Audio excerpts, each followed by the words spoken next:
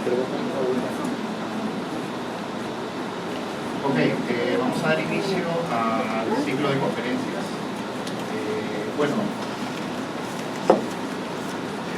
Buenas tardes a todos los presentes, gracias por su concurrencia.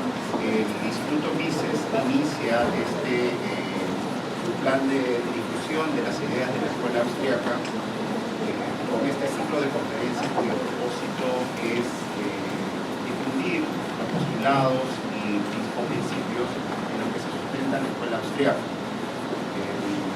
Y al decir de Ludwig von Mises, quien es uno de sus máximos representantes, la característica que distingue a la Escuela Austriaca, la que realmente le asegurará una fama imperecedera, es el haber formulado una teoría de la acción económica y no una teoría del equilibrio económico, que es sinónimo de no acción o de inacción.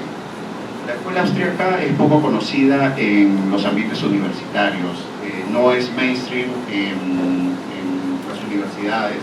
Por ello el objetivo del instituto es un poco difundir este otro enfoque de la teoría económica, principalmente, y digo principalmente porque existen otros esfuerzos académicos donde extienden la teoría de la acción a otros ámbitos, como el derecho, la sociología, la ética y otras disciplinas.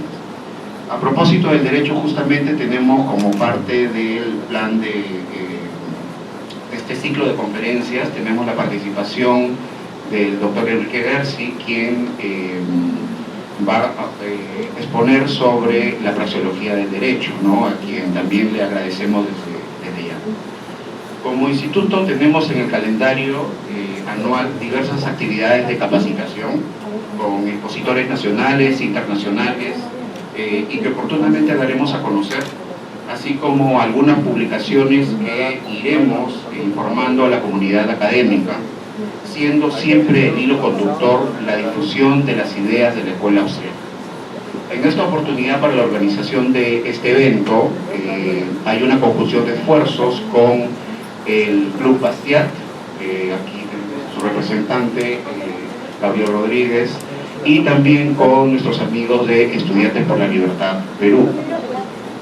Esperemos que esta sinergia continúe a lo largo de todo el año.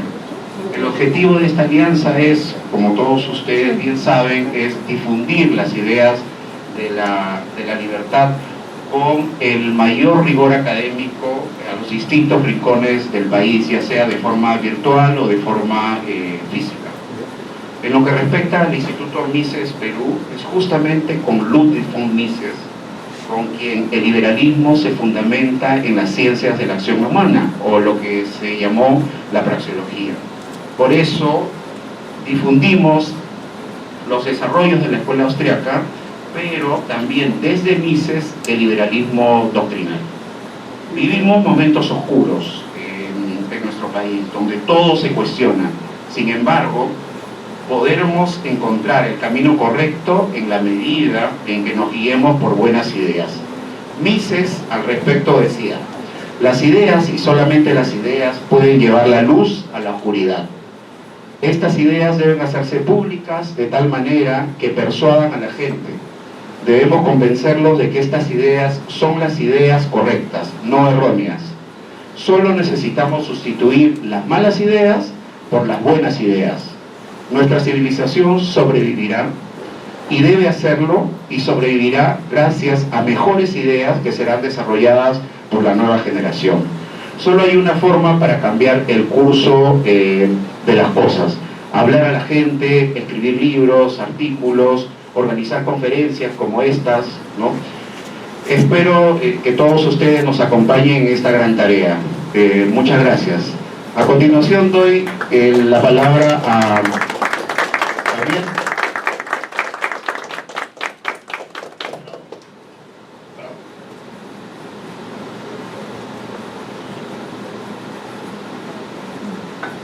¿Qué tal, chicos? Buenas tardes, un gusto tenerlos a todos acá presentes, se ha llenado. Estoy completamente feliz de que el liberalismo, la escuela austriaca, la economía, el interés por la economía llene salas y de gente joven y de gente que le interese. Voy a dar un poco de lo que del Instituto Bastiat, del Club Bastiat más que nada, que ustedes saben, mucha gente veo caras conocidas, que hacemos conferencias todas las semanas, hemos estado haciendo conferencias todas las semanas desde el año pasado, hemos estado conversando, hemos estado trayendo mucha gente, y me reuní con Fabio para conversar sobre hacer un esfuerzo para hacer un curso de la escuela austríaca para que la gente entienda qué es la escuela austríaca, ¿no? Entonces teníamos la idea esta, también hablamos con SFL, que SFL también son amigos desde que estaba Joel, que está por ahí, entonces siempre estamos en contacto con SFL, entonces siempre los uno a nuestros proyectos. Entonces la verdad que estoy bastante feliz por esta unión de esfuerzos, que ha permitido traer a Federico Salazar, que es un muy gran ponente, un muy gran intelectual, que voy a pasar a explicar más o menos los motivos del Bastiat Club. Que en primer lugar, yo siempre he dicho que el liberalismo, que hay muchos exponentes, hay muchos ponentes, hay muchos intelectuales escondidos en el Perú. Tú vas a Argentina y ves un video de YouTube sobre el liberalismo y tienes 100.000 visitas y los liberales son bastante conocidos. Entonces ese es un esfuerzo que trata de hacer el Club Bastiat y que tratan de hacer todas las organizaciones liberales, libertarias, en ese sentido, de tratar de exponer y tratar de mostrar las figuras a los intelectuales que están bastante escondidos en el Perú, para tratar de hacerlos figuras, digamos, rockstar de la economía, como existe en otros países, ¿no? Y ese es el esfuerzo que se trata de hacer, en el Club Bastiat, y en las demás organizaciones también compartimos parecido. Otra cosa que tratamos de hacer siempre es unir, tratar de hacer comunidad. En el Bastiat Club ustedes saben que siempre terminamos haciendo networking, siempre terminamos conversando, y me agrada mucho que, como vuelvo a repetir, esta sala se llene y sea pura gente interesada en la economía, gente con gustos afines, y esto lo veo a futuro, un cambio político, aunque a corto plazo parece todo negro, digamos, todo oscuro. A largo plazo yo creo que esto va a agarrar fuerza y vamos a terminar teniendo un Perú, como dicen, el Perú será liberal o no será. Entonces espero que estos aportes siempre e intelectualmente también sume a la región y sume en general a ustedes como intelectuales, a ustedes como gente que les interesa conocer más. Más que nada eso, y agradezco a todos los que han venido.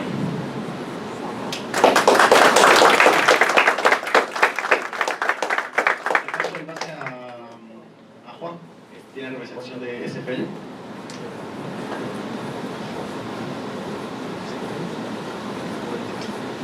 Buenas tardes, mi nombre es Juan Mendoza, vengo en representación de Cintia Reyes, que no ha podido estar aquí en este momento, y de Estudiantes por la Libertad. Queremos darles las gracias por darse el tiempo de venir a este evento. Sabemos que es día de semana y es verano, ¿no? Entonces probablemente podrían estar haciendo otras cosas, pero se han dado el tiempo de dedicarle, de pasar el tiempo aquí escuchando a Federico hablando sobre economía austríaca. Bien, yo no soy economista, yo soy psicólogo clínico, pero me interesa bastante cómo la psicología ha brindado herramientas a la economía. Tan es así que varios psicólogos han ganado últimamente premios Nobel. Y algo que me llamó la atención es saber que estos psicólogos que también han ganado premios Nobel en economía realmente no son los primeros en hablar del tema, y que la escuela austríaca viene hablando de esto, incluyendo en su teoría económica, cómo es que se comporta la gente, y lo viene haciendo desde hace más de 100 años, o bueno, hace 100 años aproximadamente. Y esto me resultó bastante interesante, ¿no? Porque muchas de las cosas que yo estaba leyendo actualmente ya se venían hablando desde hace. Entonces yo, como mi profesora me decía, siempre hay que leer a los clásicos. Y bien, eso sería todo de mi parte. Muchas gracias.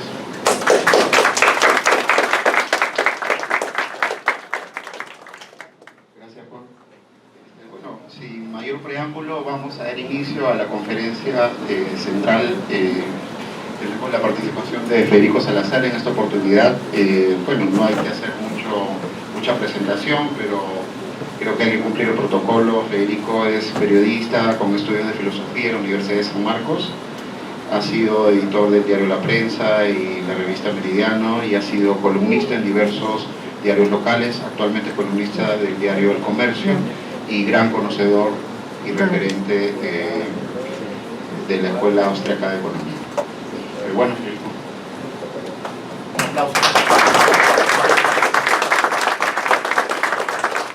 Fabio, gracias a todos ustedes. Están seguros los que han venido, porque normalmente somos menos. Así que bueno, les agradezco mucho la asistencia, el interés. Yo voy a hablar sobre un aspecto de la Escuela Austriaca. Quiero agradecer a los organizadores por esta invitación al ciclo de conferencias de Escuela Austriaca 2023.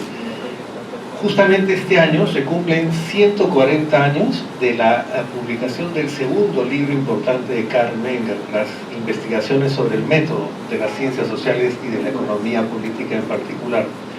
140 años también de lo que provocó esa publicación, la famosa Methodenstreit, la disputa del método.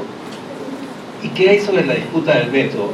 Es algo completamente olvidado hoy día, ¿no? Para Schumpeter, por ejemplo, en su libro de Historia del Análisis Económico, dice lo siguiente: pese a algunas aportaciones a la clarificación de los fundamentos lógicos, la historia de esa literatura polémica es en sustancia la historia de un vano derroche de energías que habrían podido emplearse más útilmente. O sea, a él la Methodenstreit no le interesa. Pero Bert Bawerk, que fue profesor de ellos, de Mises, de Schumpeter, en cambio, cuando aparecieron las investigaciones de Menger, hizo una recensión que es poco conocida, no ha sido republicada, no ha sido traducida, pero se puede encontrar hoy día en los archivos digitales de la Biblioteca Nacional Austriaca. Y ahí él fue taxativo, dijo: considero esta obra como una de las más importantes que jamás se haya escrito en idioma alemán sobre temas económicos. Esa era la opinión de von Bawerk.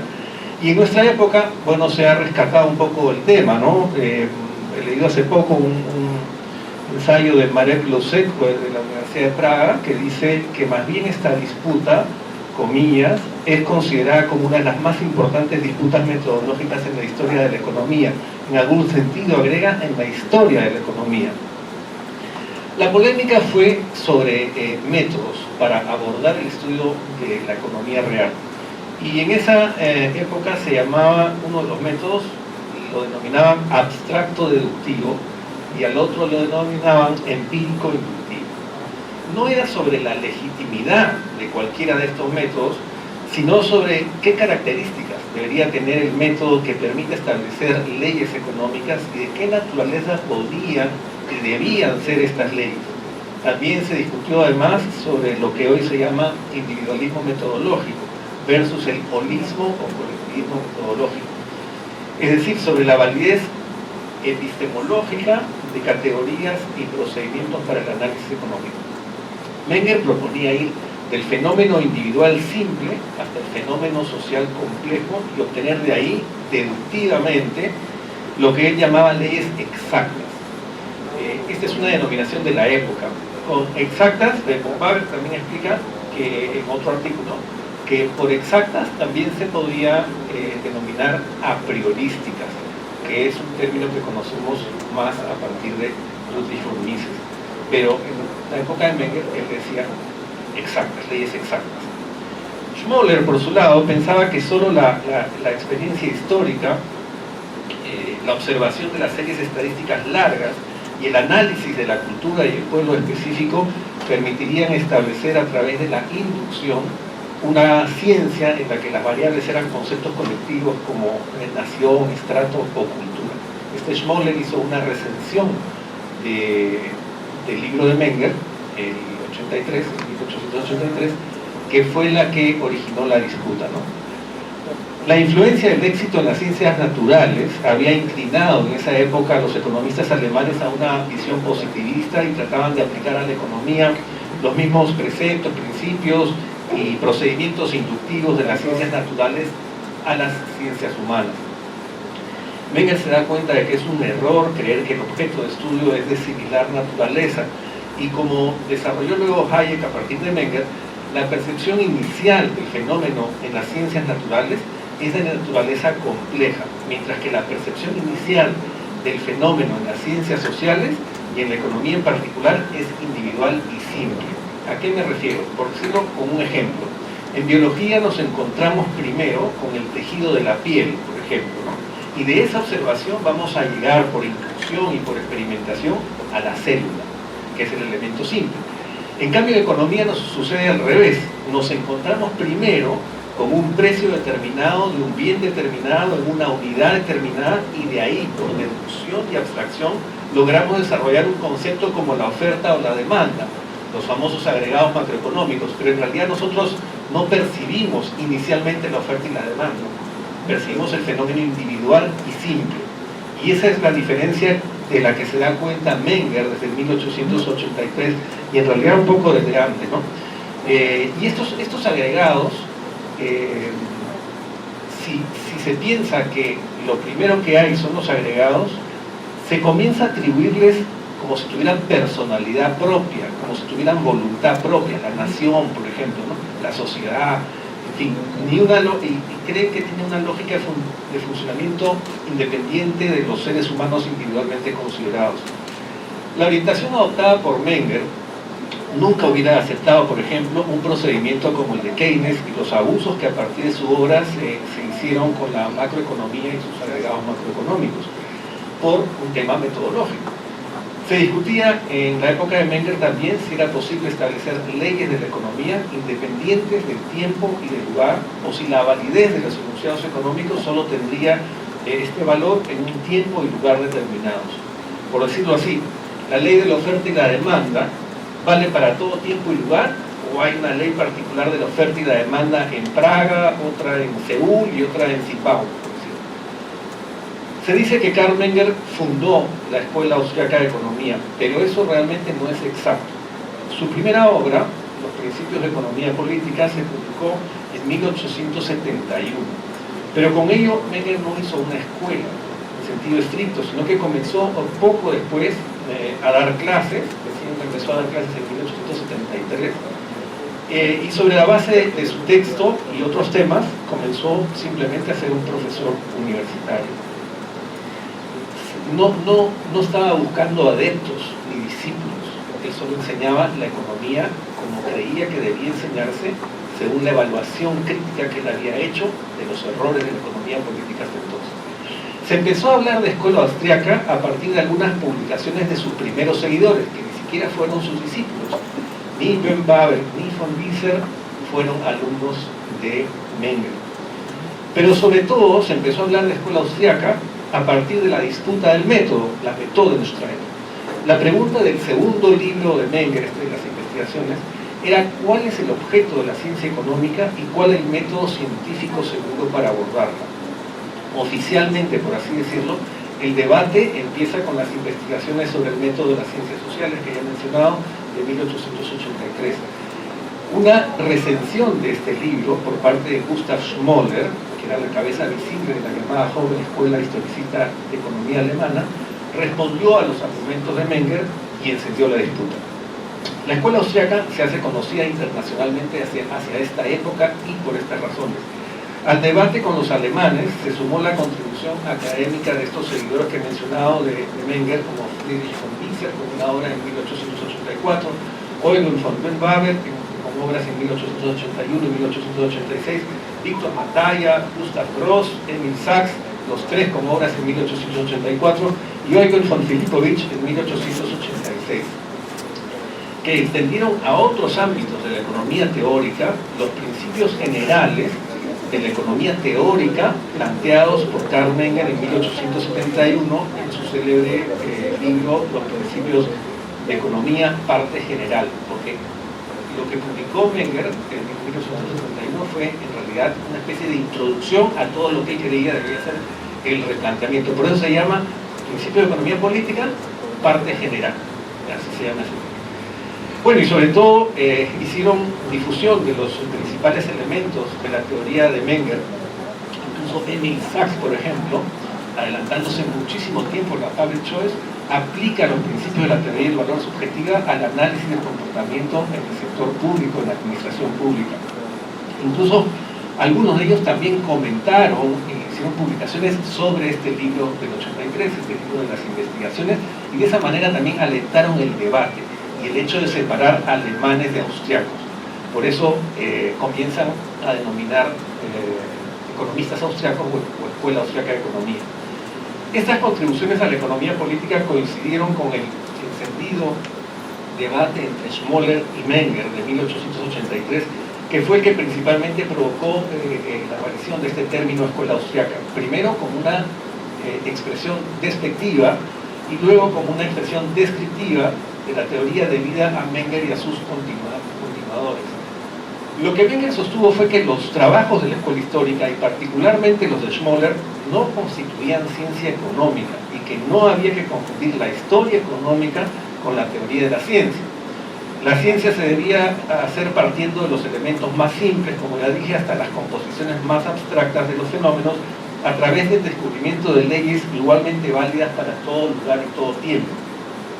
Schmoller, por su lado, sostenía que los fenómenos económicos solo se podían conocer en íntima conexión con la historia de los pueblos. Por eso, por ejemplo, la estadística era parte esencial de la economía para él. Menger, en cambio, creía que eso oscurecía el análisis de las causas de estos fenómenos económicos. Detrás de ello estaba, por supuesto, un tema político.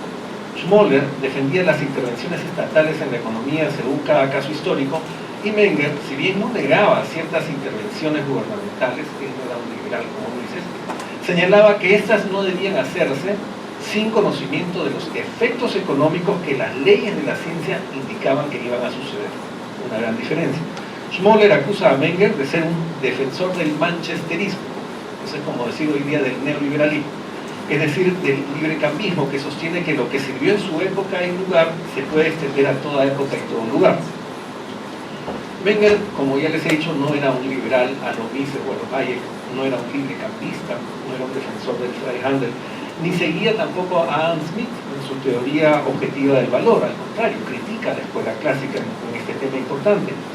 Pero eso Schmoller no fue capaz de desentrañarlo, más bien le dice que él es un seguidor de Adam Smith, de la escuela clásica, etc.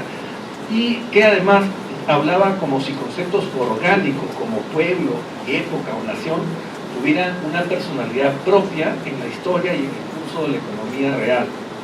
Menger, por el contrario, planteó y desarrolló, sobre todo en su libro de 1883, eso que hoy se llama el individualismo metodológico, es decir, el método que parte del fenómeno individual, del individuo en su decisión particular, con información a veces incompleta, con errores muchas veces y siempre con valoraciones subjetivas. La teoría del valor de Menger es la que da fundamentación última a esta noción del individualismo metodológico. Schmoller critica la pretensión de Menger de reformar la situación de la economía política y lo que él llama el método exacto, a priorístico, debería denominarse, a juicio del comentarista, método individualista manchesteriano. Menger, agrega a Schmoller, propone, comillas, una nueva destilación de los principios abstractos 100 veces ya destilados del viejo dogmatismo, así como también manifiesta que, comillas, representa la continuación de la orientación abstracta que ha sucumbido a la tisis intelectual. Ese es el nivel de Schmoller. Según mi subjetiva apreciación, escribe Schmoller, es de una superficialidad enorme, de una ingenuidad de erudito de escritorio, ver elementos simples últimos, en el sentido científico del término, en el curso de las necesidades humanas o en las actividades remuneradas o en la utilidad. Vamos a decir Schmoller. Sobre el problema de la abstracción que Menger reclama para la economía teórica, Schmoller aduce que todo conocimiento es abstracción y que en cambio, comillas, solo se trata de abstraer de manera correcta, de modo que a consecuencia de nuestras abstracciones se produzcan verdades científicas y no vagas fantasmagorías robinsonadas soñadas que habrían de reemplazar a las múltiples investigaciones y verdades científicas. Schmoller apunta a la descalificación de Menger como teórico e incluso también como profesor universitario. Hablando de la diferenciación entre la economía práctica y la teórica, dice Schmoller que no cabe ninguna diferenciación categórica, como hace Menger. Comillas, quien así piensa y enseña, tampoco puede notar la mínima infracción científica de haber mezclado los métodos de la economía práctica y la teórica. Eso dice Schmoller sobre Menger. La parte final del comentario es dirigida a lo personal. comillas, Menger es un dialéctico agudo, una cabeza lógica, no es un estudioso común, pero tanto es lo que le falta de formación universal en filosofía e historia como amplio es el horizonte. Y en realidad Menger era una persona de una cultura amplísima. Agrega el recensionista que Menger no es ningún reformador de la ciencia, sino un epígono que ha recurrido a la lógica científico-natural de John Stuart Mill y que se apoya en la antigua dogmática de la economía política abstracta, comillas, una esquinita del gran edificio de nuestra ciencia. Con perspicacia y erudición, agrega, Menger ha colocado esa esquinita en lugar de todo el edificio, o en todo caso la hace ver como si fuera el más decente y el mejor salón de todo el edificio. Schmoller no había entendido el postulado metodológico fundamental de Menger en cuanto a la incompatibilidad de fondo de los métodos de las ciencias naturales frente a las ciencias sociales. En una nota dice claramente Menger: considerar la historia como la exclusiva base de las ciencias sociales es un error que salta a la vista. Un error parecido cometieron ya antes Saint-Simon y sus discípulos. También Comte pensaba que las ciencias sociales es esencialmente el resultado de generalizaciones históricas, aunque sentía al menos la necesidad de verificarlas mediante deducciones de las leyes de la naturaleza humana. John Stuart Mill acepta el método de Comte solo para una parte de los fenómenos científicos sociales, mientras que para otra parte admite la validez del método exacto, que Mill llama concreto deductivo. Especialmente la economía política debe a este método su propia existencia y desarrollo. Sigo con Menger. Lo que en las investigaciones de Mill nos parece unilateral y erróneo, no sé cómo Schmoller decía que estaba con Mill, acá dice nos parece unilateral y erróneo, es que no comprenda la necesidad de distinguir en todas las cuestiones metodológicas la doctrina económica teórica de la práctica y la investigación exacta de la investigación teórica de la realista. Ello implica que él traslade a veces los postulados metodológicos de la orientación práctica y realista a los resultados de la investigación exacta. Él está hablando del Mill. Tampoco distingue Mill suficientemente entre las distintas ramas de la orientación realista en las ciencias sociales teóricas. Eso decía Menger, parece que Schmoller leyó otro libro. Esta es solo una muestra de los errores y parcializaciones que mostró Schmoller en su comentario. A ello Menger respondió, lamentablemente, con un panfleto que a la verdad no ayudó a recuperar el nivel académico de la discusión. Se trata del libro Los errores del historicismo en la economía alemana de 1884, que está reproducido en una edición de Unión Editorial en 2006. Bueno, ahí Menger habla de los ataques insulsos que nos dirigen algunos críticos incompetentes y específicamente de un adversario, comillas, con los poderosos medios de que dispone y el modo en que se sirve de ellos, es un ilustrado, alabado por los pequeños y temerosos e ignorado en cambio inteligentemente por los más fuertes. Menger agrega que se trata de alguien, comillas, demasiado conocido por su tendencia a la tergiversación de las opiniones ajenas y conocido también como ejemplo de la indecencia en el campo de la polémica científica. Señala sus, comillas, interpretaciones torcidas y lo acusa de ejercer un terrorismo repugnante y ridículo. No, claro, el nivel ya había bajado demasiado.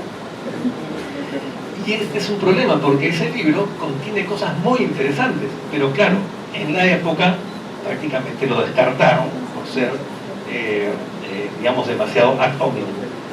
El carácter polémico y hasta vitriólico de las partes introductorias de este libro no permiten destacar algunos contenidos en los que Menger aclara el sentido de su propuesta sobre metodología de la economía. Él llama al enfoque, el otro le había dicho físico intelectual, ¿no?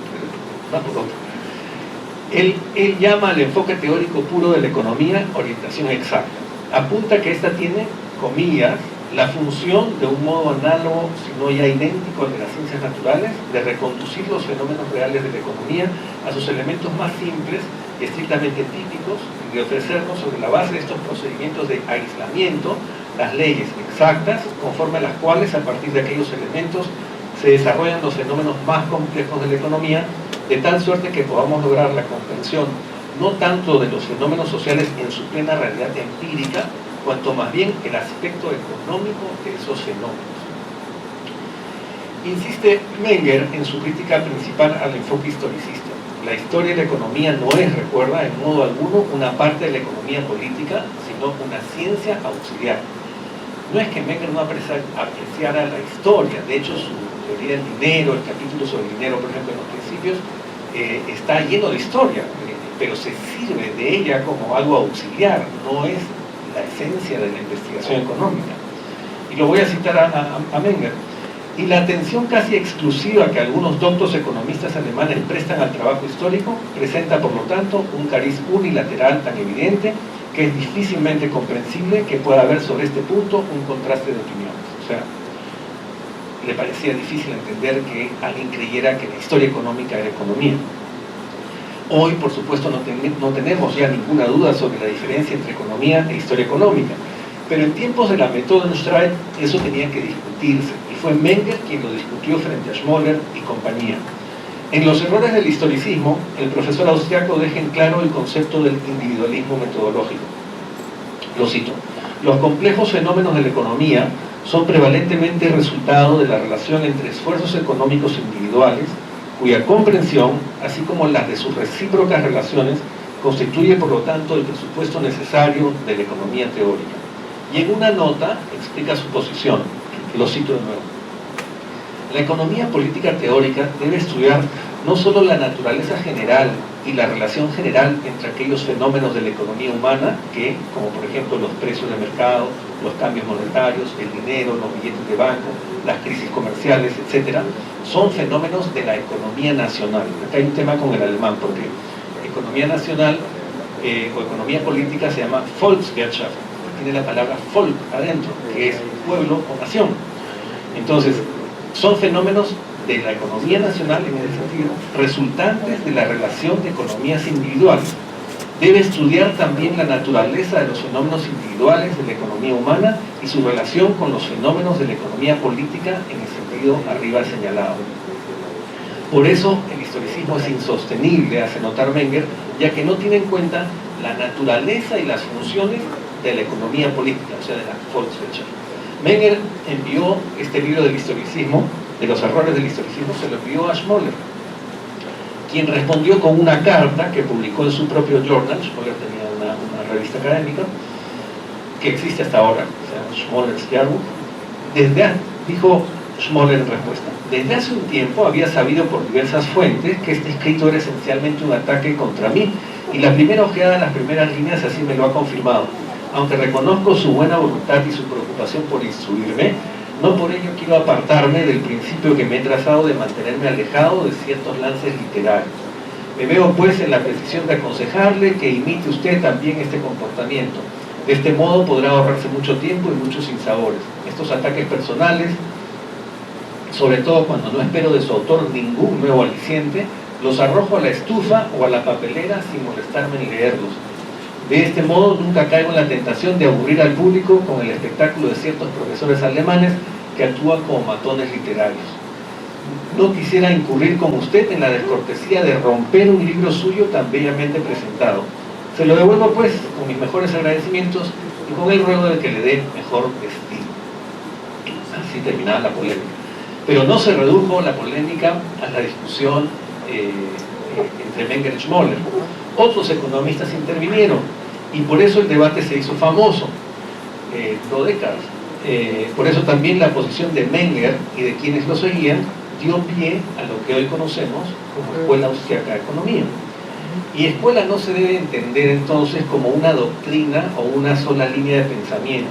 Y el propio Menger tuvo la ocasión, años después de la Methodenstreit, de aclararlo en un escrito que envió al diario Die Zeit el 20 de julio de 1903, el mismo año de su retiro de la universidad.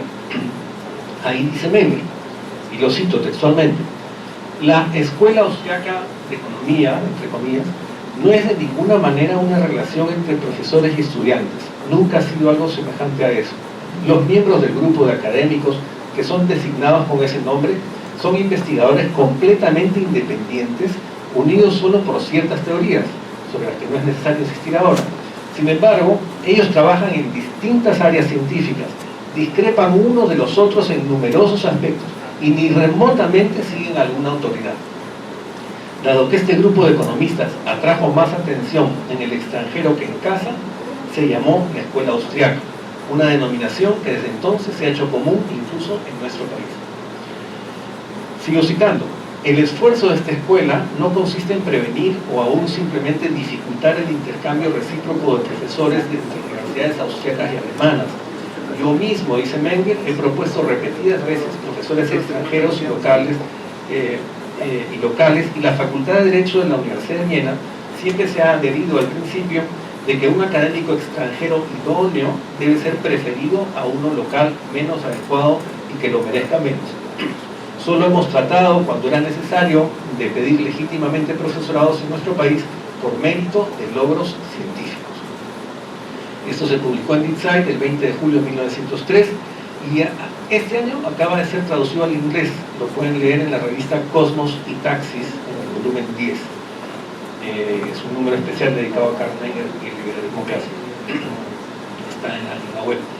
Una historia detallada de cómo se fue instalando en los círculos académicos el término de escuela austriaca se puede encontrar además en el estupendo libro de Eugen Maria Schuller y Herbert Unterkofler, la Escuela Austriaca de Economía de 2011. Bueno, estos autores, que han investigado mucho, notan que en un artículo en el Deutsche Zeitung de 1885, Schmoller se refiere despectivamente al círculo de eruditos austriacos.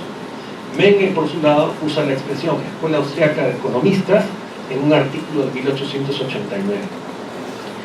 Hemos dicho que la historia oficial de esta Methodenstreit empieza con la publicación de las investigaciones de Menger y la recensión de Schmoller en 1883. Sin embargo, la preocupación de Menger y aún las primeras escaramuzas entre ambas tendencias, en realidad, y eso es lo que vengo a plantear, datan del primer quinquenio posterior a la publicación de su primer libro, Los Principios de la Economía Política, de 1871. Curiosamente, Menger presentó su primer libro como una continuación de los avances de la ciencia económica alemana, tal como dice en su prólogo. La zona que hemos explorado y que abarca los principios supremos de nuestra ciencia es en muy buena parte patrimonio común de los recientes avances de la economía política alemana.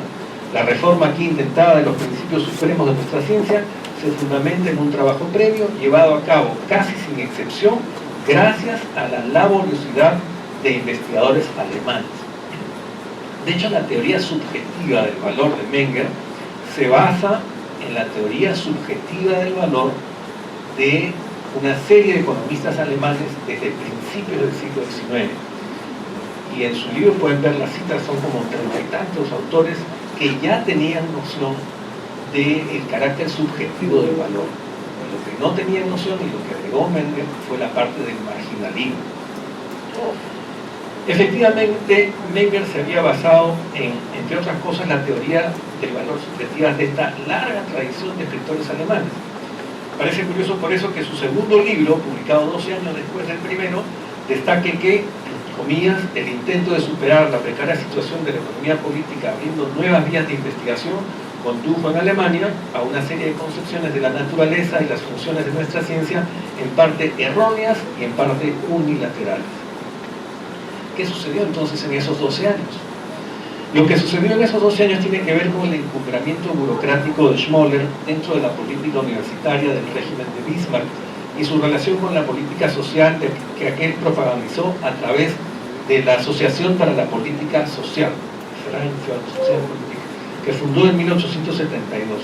Al parecer, las autorizaciones para dar cátedra en economía política sufrieron una parcialización en Alemania, en mucho debido a la participación directa de Schmoller. O sea, solo aprobaban a los que seguían la línea historicista en Alemania. Ninguno de los austriacos que había destacado, como Haber, Wieser, que habían hecho aportes a la ciencia económica, pudo enseñar nunca en Alemania. Siempre tuvieron que ser universidades del Imperio Austrohúngaro. Las discrepancias con Schmoller en realidad empezaron muy temprano.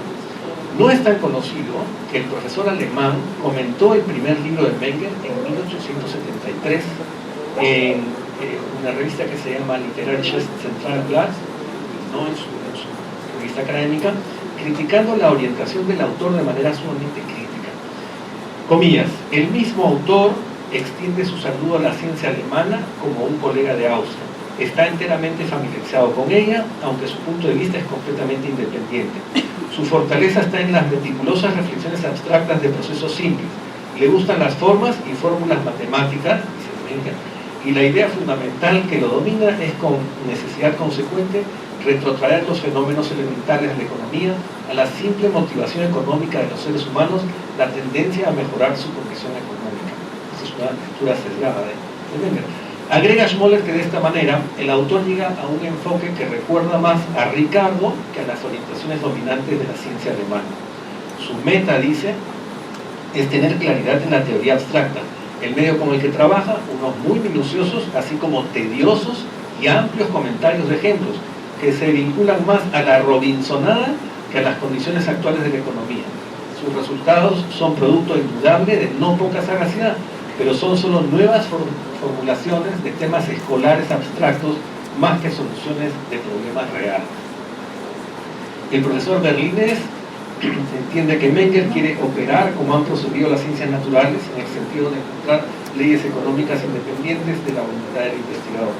El autor, insiste Schmoller, comillas, quiere retrotraer la vida económica a sus más simples elementos accesibles por observación segura y se declara a favor del principio sí y bajo qué condiciones una cosa me resulta útil, sí y bajo qué condiciones es un bien económico, esto es, tiene un valor para mí, sí y bajo qué condiciones tiene lugar un intercambio al cual siga la formación de un precio, todo lo cual es tan independiente de mi voluntad como una ley de la química lo es de la voluntad de un químico práctico. Frente a eso, Schmoller sostiene que no es así, que el fundamento psicológico de la vida económica cambia según el pueblo y el tiempo, Volk und Zeit, y se pregunta, comillas, ¿no formula así el autor la vieja y sesgada ficción de los ingleses, considerada como una autoridad absolutamente establecida y clara, y de que la vida económica puede derivarse correctamente de un instinto básico de un ser humano promedio abstracto? Con ello, sugiere Schmoller, todos los problemas económicos se convertirían en meras cuestiones de economía privada. De paso, reivindica la visión metodológica de la escuela histórica. Comillas, las ciencias naturales han investigado con exactitud, con balanza y microscopio. Los medios que le corresponden a la economía política son los históricos y estadísticos, etc. Si las ciencias naturales se condujeran como desea el doctor Menger que lo haga la economía política, tendrían que investigar de manera abstracta los conceptos de la célula, de los elementos químicos y similares, y de ahí desarrollar la argumentación. Eso también tiene su valor y justificación, pero no es en absoluto método exacto, cuanto más bien una especulación sobre conceptos. Las del libro de Menger son, dijo, investigaciones ingeniosas sobre algunos conceptos fundamentales de la economía política, sin embargo, toda la orientación es demasiado sesgada. Y sigue, y quizá hubiera hecho mejor el autor, concluye Schmoller, si en general no hubiera expuesto ante el público los resultados de sus estudios en esta forma de libro de texto. Se ha convertido ya en un asunto proverbial que cada iniciado en la ciencia de la economía política debute con un libro de texto en lugar de ganar antes su reconocimiento con investigaciones especializadas. Ninguno de los primeros comentaristas del libro de Menger se percató del carácter revolucionario de su teoría del valor, de la nueva visión en la teoría de los precios y su extraordinaria exposición del desarrollo institucional del dinero. Hubo, sin embargo, un comentarista, Friedrich Hack, que hizo una breve observación sobre un aspecto metodológico que interesó a Menger y que probablemente motivó su preocupación por desarrollar el tema de la metodología. Hack comienza con el siguiente elogio. Consideramos este texto por los principios, ¿no?, como uno de los mejores trabajos que ha aparecido en los últimos tiempos sobre teoría económica. Escrupulosidad, sencillez y certeza son a la vista ventajas con que cuentan, pero su valor especial reside en el método.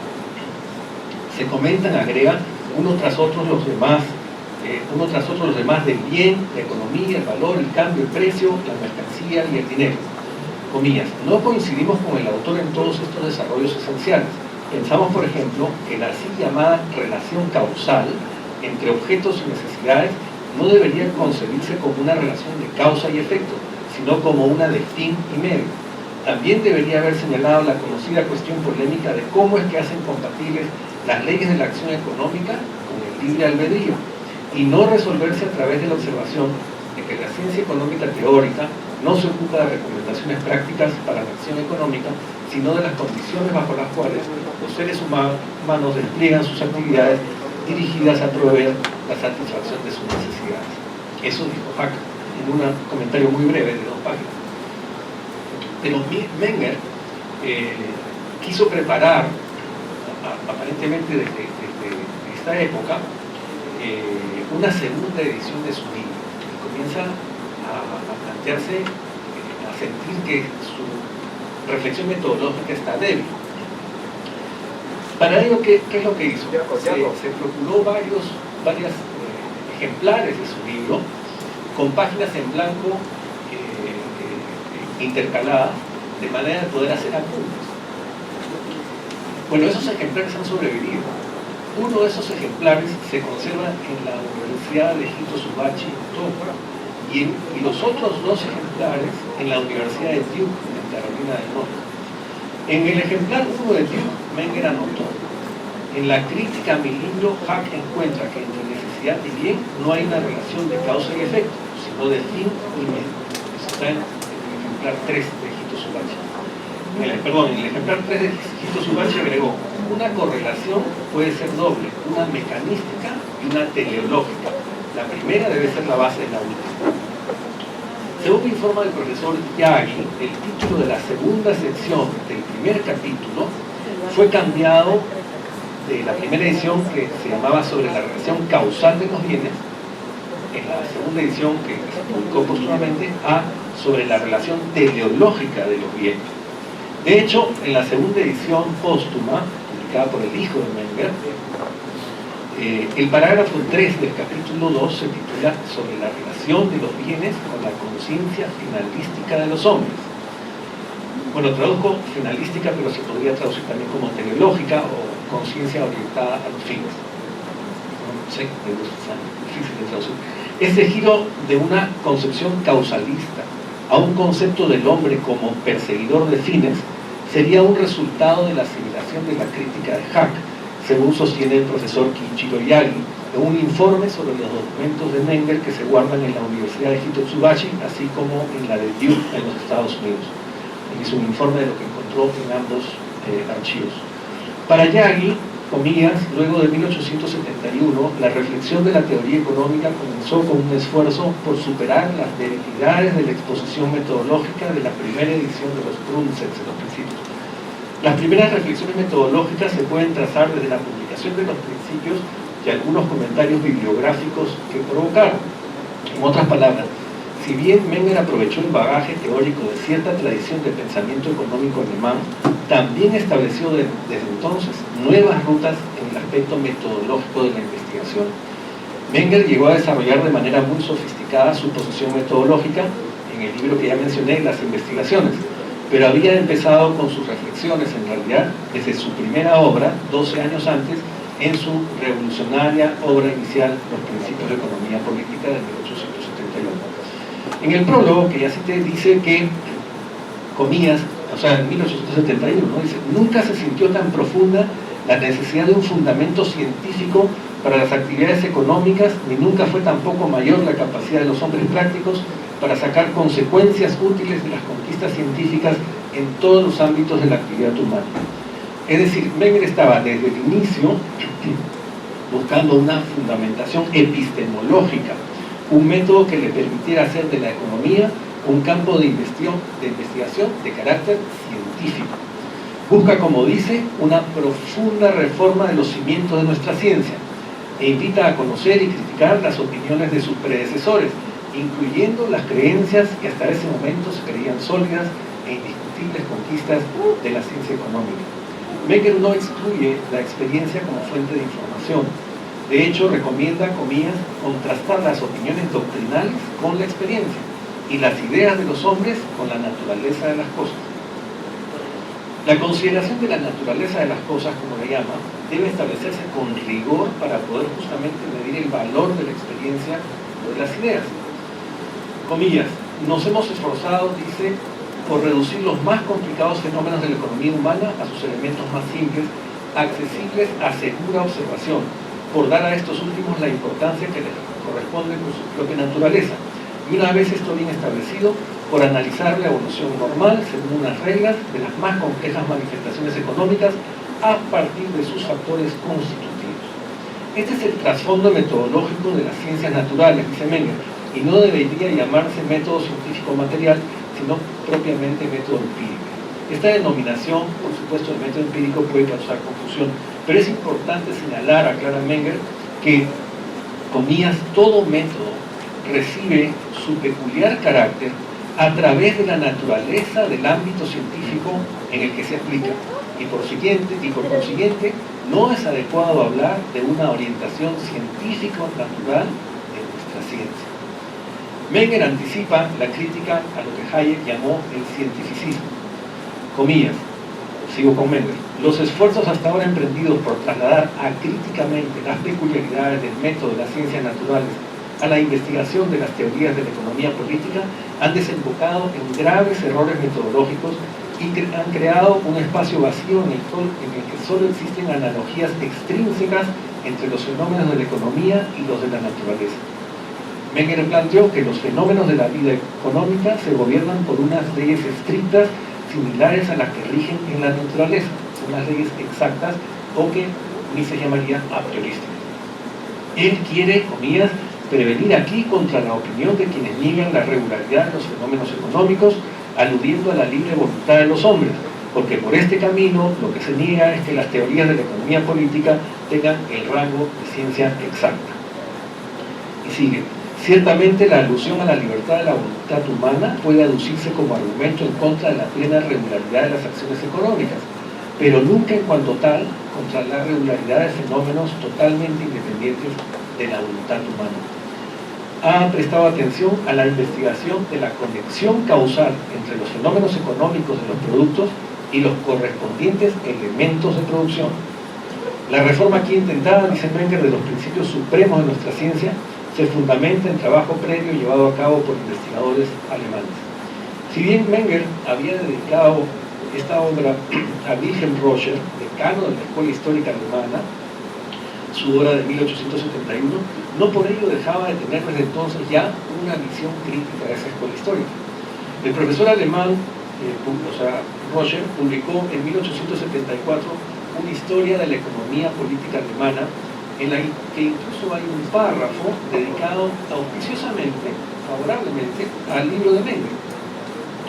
Este, sin embargo, Menger hace una recensión de la historia de Roscher que puede considerarse como una primera respuesta a la escuela histórica alemana después del comentario de Schmoller de 1873 a los principios de Menger. Luego de una serie de alabanzas al esfuerzo del profesor alemán, Roscher, pasa a criticar el sesgo implícito en una historia del pensamiento escrita por la cabeza de una de las escuelas en disputa, comillas. Peor es la cosa cuando el historiador de la actualidad toma él mismo un punto de vista partidario o incluso es el jefe de una determinada orientación científica. Por eso los economistas de Alemania que aún viven son categorizados en formas que van desde el excelentísimo hasta aquellos de los que dice, si hubiera hecho estudios generales, la ciencia podría haber avanzado. Menger señala la falta de objetividad por estas condiciones.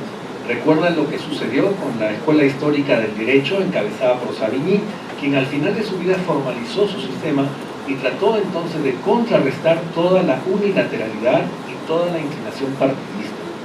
Lo que pasó, agrega, es que la unilateralidad quedó en el pasado y las contribuciones de la escuela fueron incorporadas al saber común de los juristas. La Escuela Histórica de la Economía, en cambio, sostiene Menger, ha recorrido el camino inverso. Ha terminado imponiendo el criterio de los historiadores como único criterio de investigación. Algún historiador encontrará más adelante cómo llenar los vacíos así producidos en la obra, tan revolucionaria en tantos aspectos. También se tendrá que buscar cómo incorporar las contribuciones de la escuela histórica para hacerlas útiles en una teoría depurada. Esto, concluye Menger, es el curso natural de los estudios académicos. Para entonces los teóricos del presente aparecerán bajo una luz diferente a la de la excelente historia de la economía alemana de Roscher. A partir de eso, y más tarde, Roscher se sumaría a las críticas contra Menger.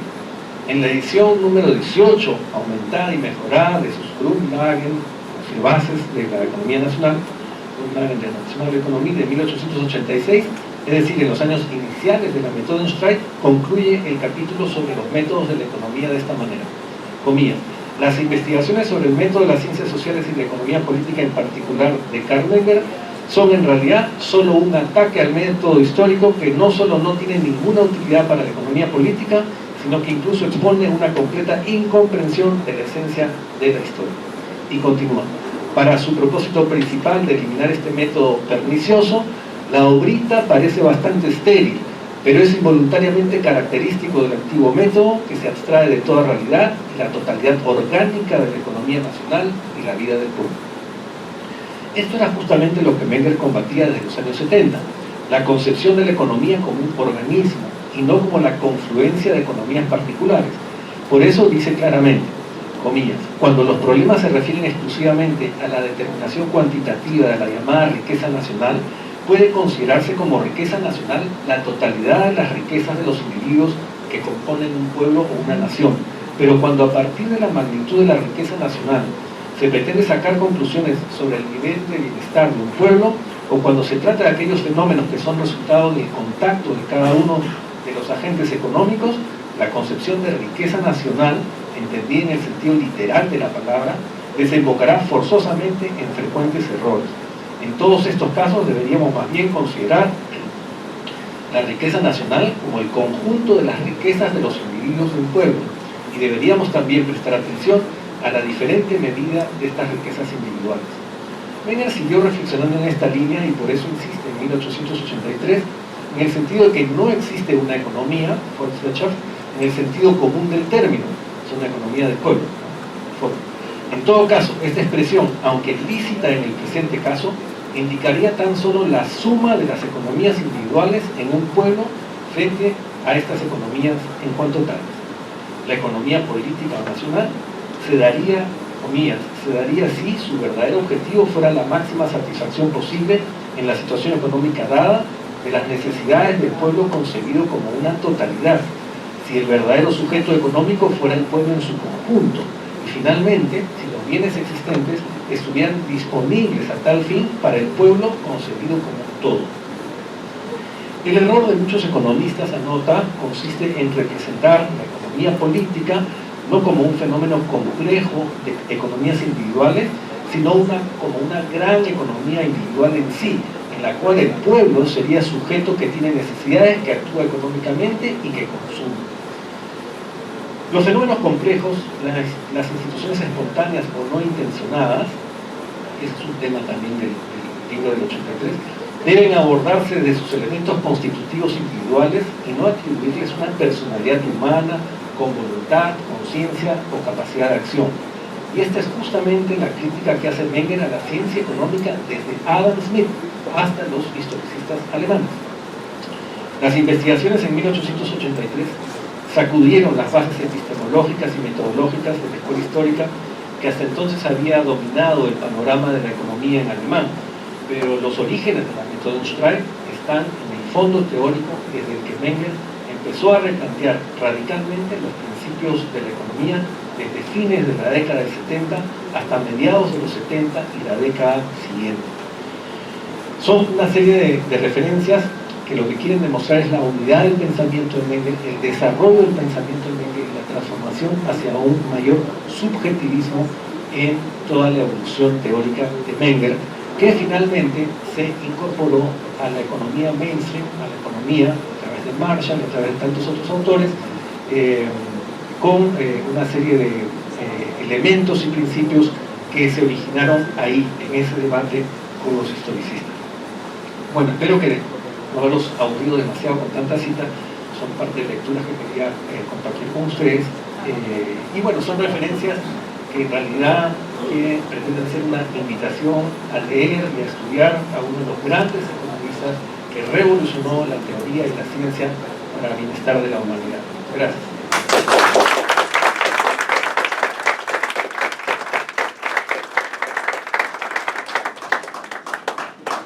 Muchas gracias, Federico. Ahora vamos a pasar a un rol de preguntas. No sé si podrían levantar la mano. Si hay alguna pregunta. Adelante.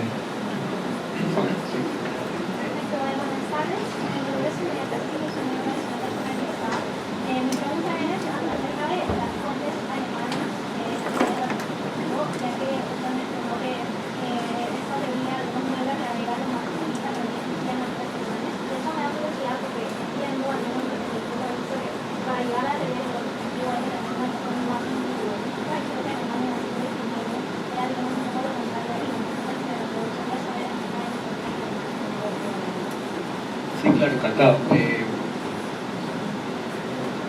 De hecho, Menger cita en sus principios, en el capítulo de la teoría del valor, deben ser veintitantos autores, desde Husserl, que es de 1807, hasta el propio Albert Scheffler, que es contemporáneo con él. De hecho, Menger sucedió en la cátedra a Scheffler. Y está Lotz, está Storch, me acuerdo de memoria, pero en realidad son decenas. Una ruta para seguir esa investigación puede ser siguiendo la bibliografía que cita Menger en los principios, en el capítulo de la teoría del valor, pero eso también ya está estudiado. Hay un especialista que se llama Streisler que habla de Menger como economista alemán, y hay otros más que han empezado a tocar el tema y han empezado a desarrollar la tradición subjetivista alemana. No es que todos los economistas alemanes fueran subjetivistas, pero sí hay una importante tradición que es la que toma Menger, y también me acuerdo Karl Heinrich Rau es otro de los que él sigue, y toma no solo el concepto de los subjetivos, sino el concepto del valor como relacionado a la utilidad del bien para cubrir una necesidad. O sea que en realidad los alemanes estaban bien avanzados. Adelante, Mirko. Sí, la pregunta es para Federico, en el sentido de que, ¿qué opina, ya que hemos hablado del padre de la escuela austríaca, Karl Menger, y que su tradición económica ha durado bastantes años y ha llegado a nuestro país? Hay mucha gente que está adhiriendo a la escuela austríaca, a la teoría del valor subjetivo, etc. ¿Qué opina cuando se le hacen críticas actuales a los conceptos de Menger, después desarrollados por Hayek, por Mises, cuando se le dice que está siguiendo no un estudio económico basado en la realidad, sino se está siguiendo un dogma, casi una religión, cuando las personas que leen la escuela austríaca se dan cuenta que hay decenas de autores que están en contra de sí? Unos siguen la ética argumentativa, otros los derechos naturales, otros el agonismo, y un montón de corrientes que de repente la gente no conoce. Desde afuera se ve casi como una religión. Ya sé que eso no es así, pero ¿usted qué respondería a alguien? No creo que esta crítica no es tanto de socialistas o marxistas, sino de personas que se consideran anticomunistas, cuando dicen que esto es un dogma, una religión, y que no hay pensamiento crítico entre los propios liberales, habiendo tantas escuelas y tantos pensamientos dentro de todo este movimiento, que no se siga una sola persona, como puede ser, por ejemplo, en el marxismo. Sí. Gracias, muy buena pregunta. De hecho, Menger mismo, en ese pasaje que cité del periódico Die Zeit, dice acá, todos tienen incluso campos distintos de investigación y además posiciones distintas. Visser, por ejemplo, era lo que se llama un fabiano, o sea, un izquierdista. Filipovich, a quien Menger reconoce muchísimo en su teoría económica, fue parte de un partido político de izquierda. En realidad, la identificación de la escuela austríaca con el liberalismo comienza con Mises. Esa es mi conclusión de lo que he leído, ¿no? Pero ni Weinberger, ni Visser, y Nama Sterner, me acuerdo, Ernst von Plenner, hay muchísimos en realidad que no son tan conocidos, pero todos discutían. El problema es el término escuela, ¿no? Como yo dije desde el principio, no hay que entender escuela como que él fundó y dijo, les voy a enseñar esto, ¿no? Sino que simplemente estos alumnos recogieron los principios básicos, por ejemplo, la teoría del valor, y eso lo aplicaron a sus nuevos estudios, ¿no? Y entonces, de lejos, se puede hablar de una escuela austríaca, pero en realidad no es como no es como, no hay una Biblia, ¿no? No es que estudiemos los autores para citarlos, sino para criticarlos, ¿no? Y de eso se trata, ¿no? Las diferencias, por ejemplo, entre Mises y Hayek en algunos aspectos son insalvables, ¿no? Desde el punto de vista epistemológico y económico también. Hubo las diferencias de autores posteriores también, ¿no? Pero de eso se trata, ¿no? De recoger lo que pueda de los autores que han dejado algo que se pueda aprovechar para el futuro y elaborarlo o reelaborarlo. No se trata de seguir como dices tú, un dogma, un artículo de fe. Buenas tardes, Federico. Tengo una pregunta. ¿Considera usted que hay una relación histórica entre la escuela austriaca y la escuela de Salamanca? No sé si sabe de lo que hablo, pero... No hay una relación.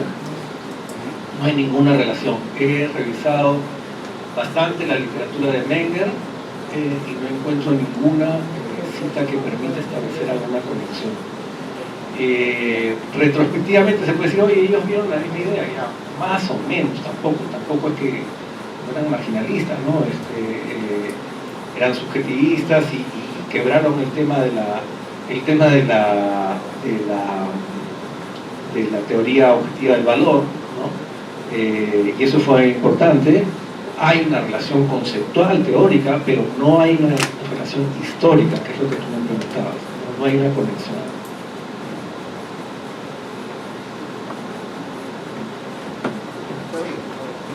Buenas tardes, Federico. Mi pregunta es, Schmoller consideraba que en la investigación científica, en la investigación económica, la historia era parte esencial, por eso le decían historicismo. Mi pregunta es si esa concepción que tenía estaba directamente influenciada por el materialismo histórico marxista. Si la respuesta es sí, ¿cómo podríamos combatir ese materialismo histórico marxista que sigue siendo influyente, que sigue vigente hasta ahora? Bien, no, Schmoller no es un materialista histórico, son más o menos contemporáneos, un poquito después de Marx, pero no, si bien, más bien, algunos investigadores creen que hay relación de las teorías de Schmoller con el nacionalismo alemán, por este énfasis en el tema del pueblo, ¿no? Pero más bien ellos combaten a la izquierda alemana y es una especie de, están a favor de una especie de estatismo monárquico, digamos, ¿no? Como decía, mucha relación con Bismarck y el régimen de la monarquía, ¿no? Hay, como te digo, hay quienes tratan de establecer algunas bases que podrían haber influenciado el pensamiento nazi, ¿no? Pero Mises incluso creo que habla de eso un poco, ¿no? Pero no con el lado del materialismo histórico, al contrario. Si no te toma distancia,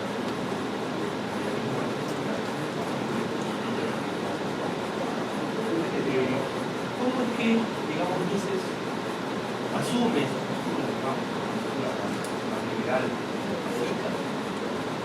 bueno, se hace no hay, digamos, ¿qué conecta usted con la?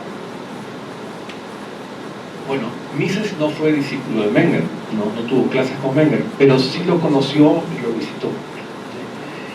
Mises dice que él saca las consecuencias extremas, digamos, lleva hasta sus últimas consecuencias este pensamiento, y en realidad sí, si tú lees la teoría del valor, el capítulo del valor en el libro de Menger, Los Principios, realmente llegas a conclusiones más liberales, ¿no? Menger, sin embargo, tenía objeciones al libre comercio y estaba más de la posición del lado de List, sobre este argumento de la industria naciente, ¿no? de hacer un poco de proteccionismo para que la industria nacional se refuerce y salga adelante, ¿no? Tiene también en las lecciones que le dio al príncipe Rudolf de economía, están basadas en la riqueza de las naciones, han sido publicadas en edición bilingüe.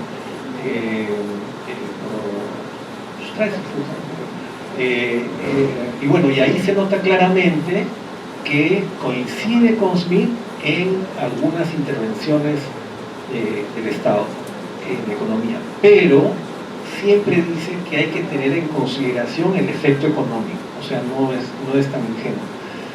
Mises lo que hace, además Mises, acuérdate que enfrenta la caída del imperio austrohúngaro, ¿no? Y la transformación de Austria, que es este imperio gigantesco multinacional en un país pequeño, ¿no? Y el desastre económico que eso produjo, la hiperinflación. Y Mises, su primer libro es de 1912, es la teoría del dinero, de los medios de circulación, que lo presenta en el seminario de Montbaber. Y a partir de ahí él sigue su evolución siendo funcionario de la Cámara de Comercio. Es como funcionario de la Cámara de Comercio que comienza a darse cuenta que el Estado es el problema y que el problema es los excesos del Estado en la intervención económica dirigida, ¿no? Es una experiencia que Menger no tuvo, porque Menger solo fue un profesor, aunque Menger fue periodista antes de ser profesor, pero no tuvo funciones ejecutivas como las tuvo Mises, ¿no? Yo creo que eso ayudó a que Mises, y lo cuenta en su autobiografía un poco, ¿no? Que Mises dijera, no, en realidad todo esto hay que radicalizarlo, y propone en 1927 su libro de liberalismo, ¿no? Pero eso es toda una evolución que hay de las ideas, ¿no? O sea, llegar a las consecuencias últimas de las ideas, y supongo que seguirá evolucionando.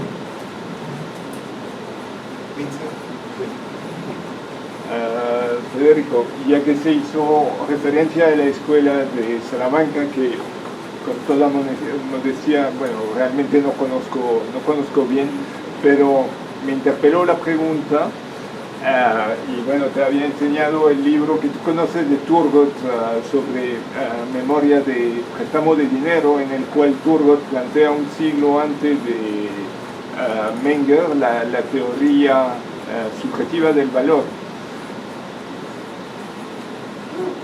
Para los que están aquí, imagino que esta teoría subjetiva del valor es algo que es evidente. Y para mí es tan evidente que no logro entender que la gente no lo entienda.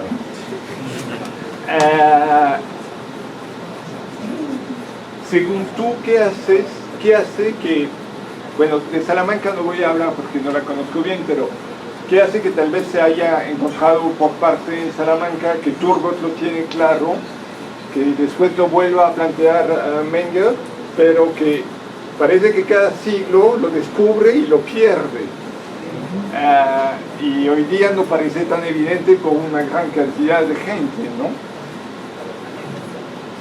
Según tú, ¿qué hace que esa idea subjetiva del valor no logra imponerse y que, por ejemplo, tenemos todavía gente como Adam Smith con la teoría del valor trabajo, que sigue siendo el pensamiento mainstream, hay que reconocer?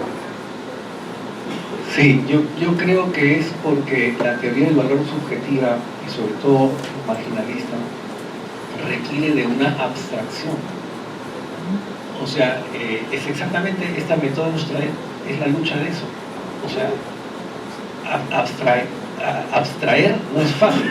Lo común es ver algo concreto e imaginarlo como concreto y directo, ¿no? Por eso solemos antropomorfizar los fenómenos que vemos como el pueblo, la nación, etc., ¿no es cierto? Le atribuimos personalidad, porque es casi como pensamiento mítico, ¿no? La teoría requiere una lucha muy fuerte de la razón contra la apariencia empírica, y es por eso que se suele perder, porque se pierde muchas veces la independencia. La politización de la sociedad también influye en que haya menos tendencia a un pensamiento abstracto. Es el caso de Keynes, por ejemplo, ¿no? que sus teorías eran tan útiles a los gobiernos intervencionistas que obviamente se volvió el príncipe de los economistas, pero no por la validez o la solidez de su teoría económica, sino por su utilidad política, ¿no? Entonces, aparece y desaparece por la herencia intelectual, o sea, se tiene que pasar de una generación a otra este pensamiento abstracto que es casi contra la naturaleza de los sentidos o de la experiencia, ¿no? Porque tienes que hacer deducciones que no están en la realidad y por eso es difícil, digamos, que se sostenga. O sea, sostener la teoría es lo más difícil y es lo más difícil también explicarla a gente que tiene un pensamiento solo concreto, ¿no? Eso lo explica bien Ayn Rand también, ¿no? Sobre el tema de lo concreto y lo abstracto, ¿no? Pero sí, se requiere mucha independencia de criterio, no tener miedo a la autoridad, ¿no? Y eso sucede solo en ciertas épocas, ¿no? Por una lucha intelectual contra los prejuicios, contra el orden establecido, contra la autoridad, ¿no? Es lo que pasó en el Renacimiento, en fin, también en la Grecia clásica, y tantos otros momentos que la humanidad tuvo de liberación de ese tipo de autoridad, ¿no?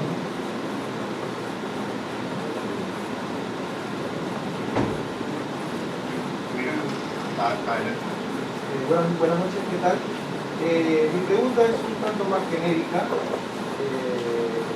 Si bien es cierto la escuela austríaca podría decirse que está contrapuesta a la izquierda, podemos ver, revisando todo el material literario que existe, que también se contrapone con las ideas incluso de la misma derecha, de las mismas políticas económicas liberales que existen actualmente, ¿no? Entonces, ¿cómo podríamos hacer, o qué idea, desde qué idea podemos partir para que esta economía austríaca se compenetre en el país, por ejemplo, ya que tenemos un sistema tan materializado que se utiliza como instrumento aún, o bueno, es indispensable prácticamente la tasa de interés de referencia, el Estado utiliza los shocks de demanda y de oferta, que son casi, o sea, insustituibles actualmente, ¿no? O sea, es tan difícil que la economía austríaca pueda ser viable en el país,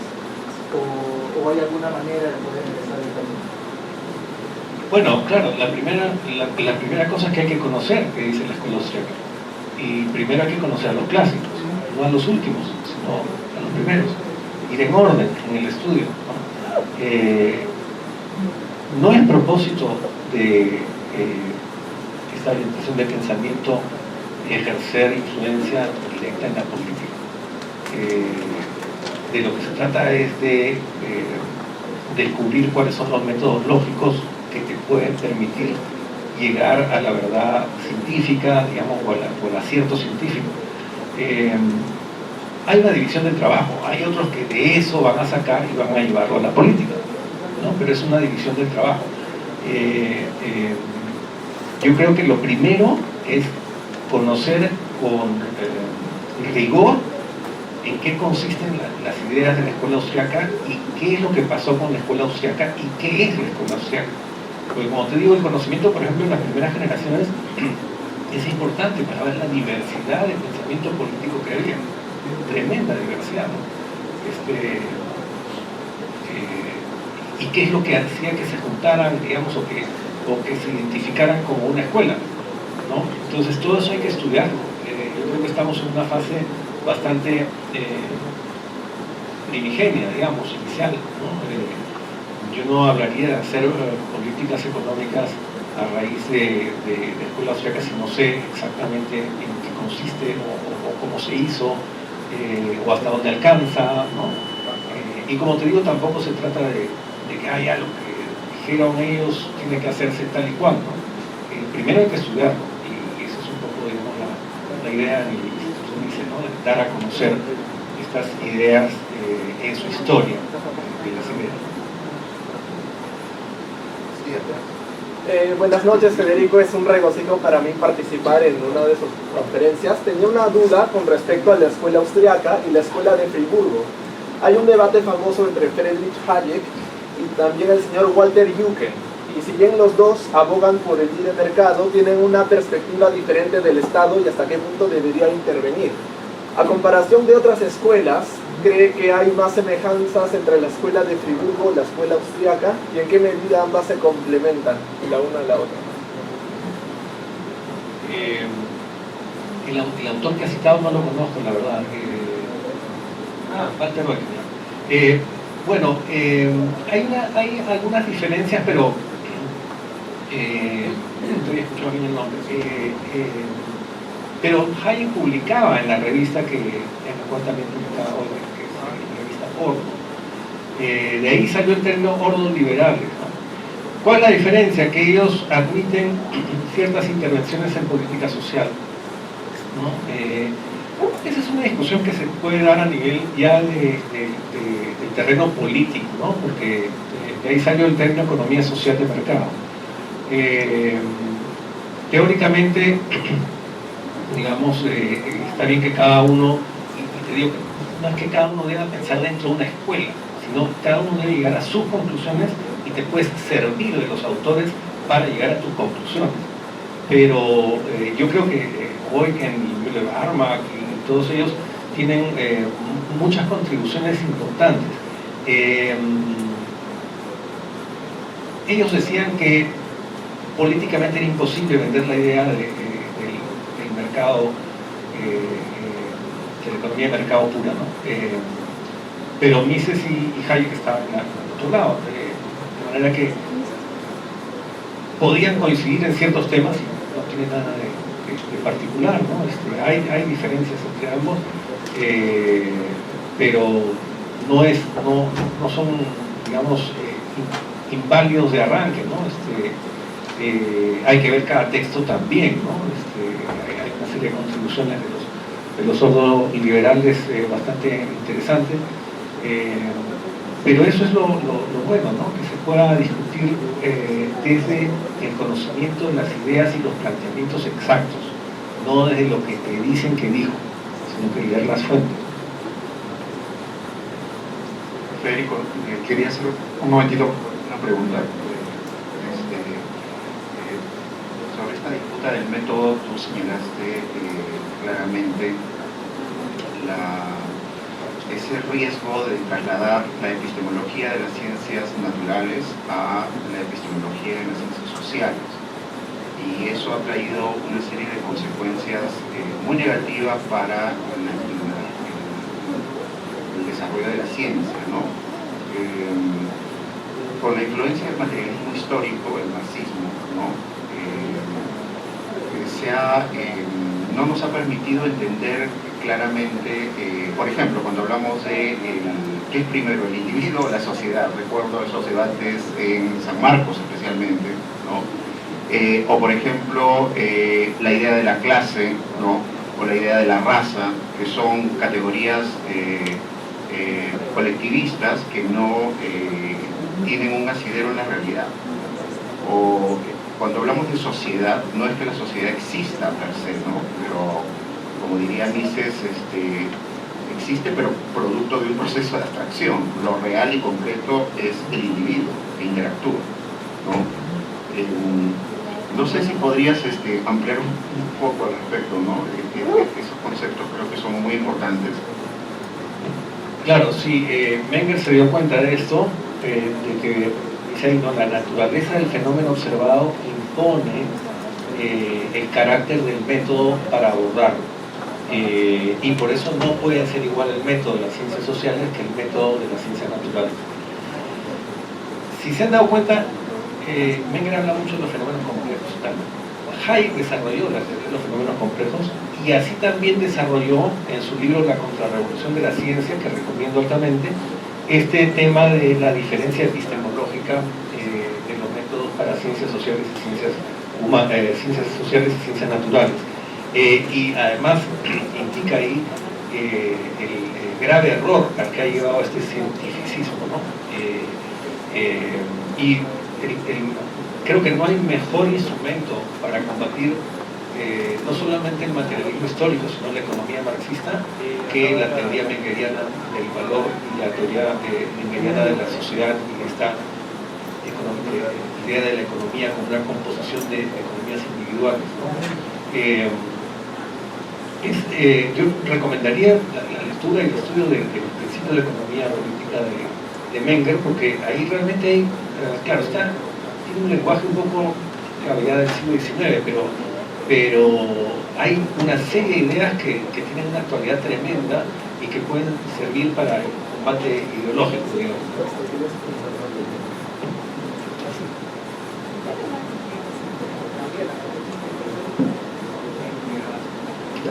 Bueno, si no hay más preguntas,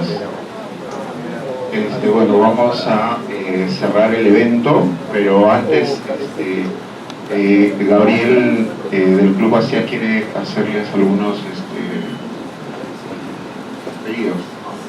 No, más que nada informarles que Asia Trust está unido con Cato Editorial, que es una editorial libertaria, y siempre que tenemos un evento, una conferencia, todo algo por el estilo, siempre estamos difundiendo los libros libertarios de la escuela austríaca, de Mises, de Hayek, de Menger y de otros autores. Así que si a alguno le interesa aprender más sobre la escuela austríaca, acá a la derecha, o sea, hay prácticamente para acá, hay una serie de libros que seguramente les interesará bastante y que podrán acompañar para fortalecer más su estudio con respecto al tema, ¿no?